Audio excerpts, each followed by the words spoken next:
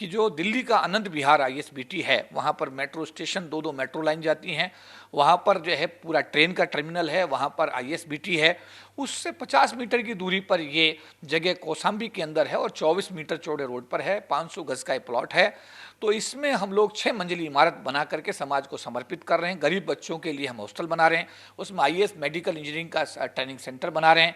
हम अपने देश विदेश से आने वाले लोगों के लिए गेस्ट हाउस बना रहे हैं, एक कॉन्फ्रेंस हॉल उसमें बना रहे हैं, मेडिकल सेंटर बना रहे हैं, मीडिया सेंटर बना रहे हैं, बौद्ध विहार बना रहे हैं, एक बाबा साहब का लाइब्रेरी बना रहे हैं, एडमिनिस्ट्रेटिव ब्लॉक बना रहे हैं। ये सब चीज़ें 6 मंजिली इमारत में हमारा कोशिश है कि हम अपने समाज के सहयोग से समाज को समर्पित करें और हमें विश्वास है कि बाबा साहब के आशीर्वाद से निश्चित रूप से इस मिशन में हम कामयाब होंगे। बाबा साहब ने एक रास्ता दिखाया था, संगठित रहो, शिक्षित बनो, संघर्ष करो। नतीजा हुआ कि पूरे देश में एससी एसटी ओबीसी माइनॉरिटी के लोग जो नौकरी पेशा हैं, उन्होंने संगठन बनाया, वेलफेयर एसोसिएशन बनाया। केपी चौधरी को आप सब लोग जानते हैं, एससी एसटी वेलफेयर एसोसिएशन जितने हैं, चाहे वो रेलवे हो, बैंक हो, पीडब्ल्यूडी हो, एलआईसी हो, सबका जो संगठन है एससी एसटी वेलफेयर एसोसिएशन, उसके महासंघ हैं और उसको चलाते हैं। और सबसे बड़ी बात है कि उन लोगों के लिए सामने आ रहे हैं जो कोरोना से, जो इस दुनिया में अब नहीं रहे, लेकिन उसके परिवार को लगातार आर्थिक मदद पहुंचा रहे हैं। आपने देखा होगा, कोरोना में मैं खुद गवाह था, चप्पल, खाना, कपड़ा बिना जाति धर्म पूछे बांटा गया। लगातार केपी चौधरी की कोशिश होती है कि खासकर वो समाज जो ऑपरेस सोसाइटी से एससी एसटी ओबीसी माइनॉरिटी है और जो भी नीडी है, उसकी मदद की जाए। उसी कड़ी को आगे बढ़ा रहे हैं और लगातार जो लोग कोरोना से अपने को खो चुके हैं, उनकी आर्थिक मदद की जा रही है। उस जो मानवीय नुकसान हुआ उसकी तो पूर्ति नहीं की जा सकती, लेकिन उनके बच्चे पढ़े लिखे, आगे बढ़े, ज़िंदगी पटरी पर रहे, उसके लिए एसोसिएशन लगातार कोशिश कर रहा है। सर, क्या क्या कदम आप लोगों ने उठाया एसोसिएशन की तरफ से, महासंघ की तरफ से, जो कोरोना पीड़ित परिवार है?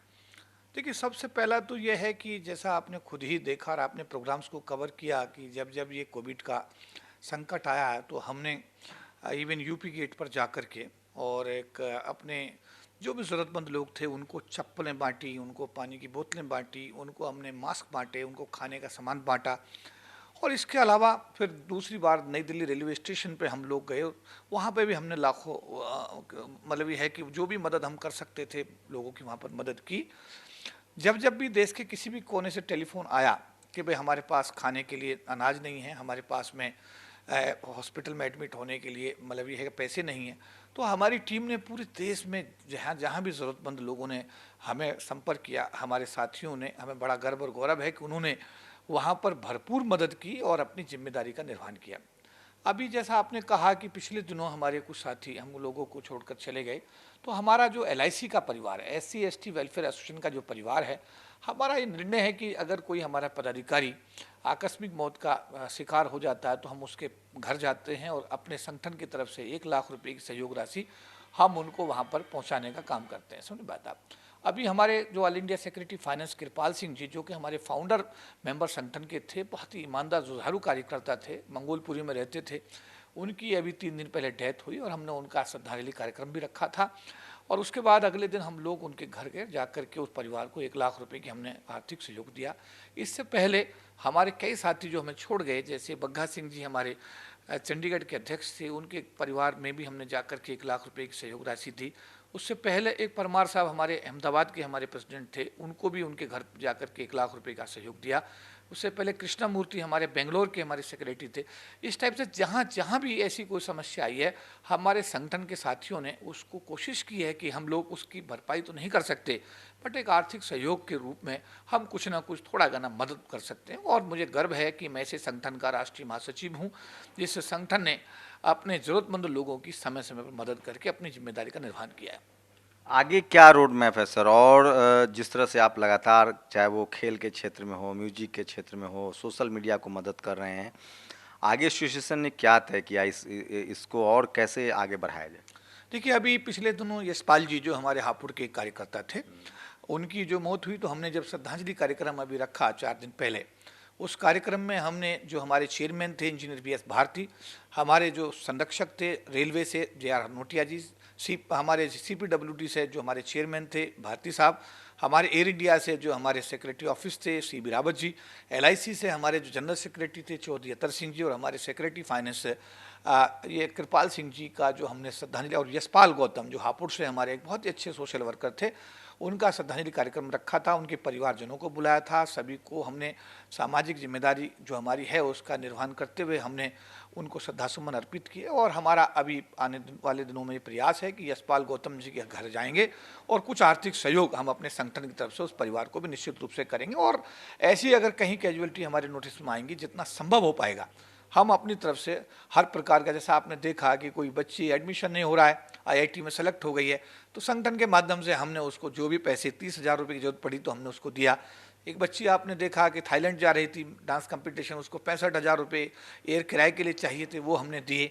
जब समय एक बच्ची एथलीट है, वो खेलती है, उस बच्ची को कभी जूते दिलाना, कभी उसकी डाइट के लिए उसको 50,000 रुपये का सहयोग करना, जहाँ जहाँ भी आवश्यकता पड़ी है, समझिए बात आप, हमारे संगठन के द्वारा हर ज़रूरतमंद समाज के हमारे भाई और बहन की मदद करने की कोशिश की गई है। हम ये तो नहीं कहते कि 100% हम लोग हर व्यक्ति की मदद कर पाते हैं, लेकिन इतना ज़रूर है कि अगर कोई साथी हमारे पास संपर्क स्थापित करता है तो हमारी कोशिश होती है कि हम बाबा साहब के मिशन को अपना साकार करते हुए हर ज़रूरतमंद व्यक्ति की मदद हम करें। और हमें गर्व है इस बात की कि बाबा साहब के आशीर्वाद से ऐसा करने का हमको सौभाग्य प्राप्त होता है और हम उसमें करके एक आनंद की अनुभूति लेते हैं। सर, जो ड्रीम प्रोजेक्ट है बहुजनों का, डॉक्टर अम्बेडकर प्रेरणा केंद्र भवन, जिसमें मीडिया सेंटर्स भी होंगे, इंस्टीट्यूशन भी होंगे, कोचिंग सेंटर्स भी होंगे, हॉस्टल भी होगा, उसका कार्य कहाँ तक सर प्रगति है? देखिए, अभी ऐसा मैंने कहा कि बरेली में उसके मालिक रहते हैं और हमने पिछले दिनों 1 करोड़ रुपया दे करके डॉक्टर अम्बेडकर बहुजन प्रेरणा केंद्र के लिए एग्रीमेंट साइन कर लिया है। और 14 अक्टूबर 2021 को हमारा प्रयास है कि हम उसकी रजिस्ट्री यानी कि करके भूमि पूजन करके करीब 10,000 लोगों को हम D10 जो हमारा कौसाम्बी में जहाँ ये प्लॉट है, 24 मीटर बड़ा जो रोड है उस पर ये प्लॉट है। और ये मैं बताना चाहता हूँ देशवासियों को कि जो दिल्ली का आनंद विहार ISBT है, वहाँ पर मेट्रो स्टेशन 2 मेट्रो लाइन जाती हैं, वहाँ पर जो है पूरा ट्रेन का टर्मिनल है, वहाँ पर ISBT है, उससे 50 मीटर की दूरी पर ये जगह कौसाम्बी के अंदर है और 24 मीटर चौड़े रोड पर है, 500 गज का प्लॉट है।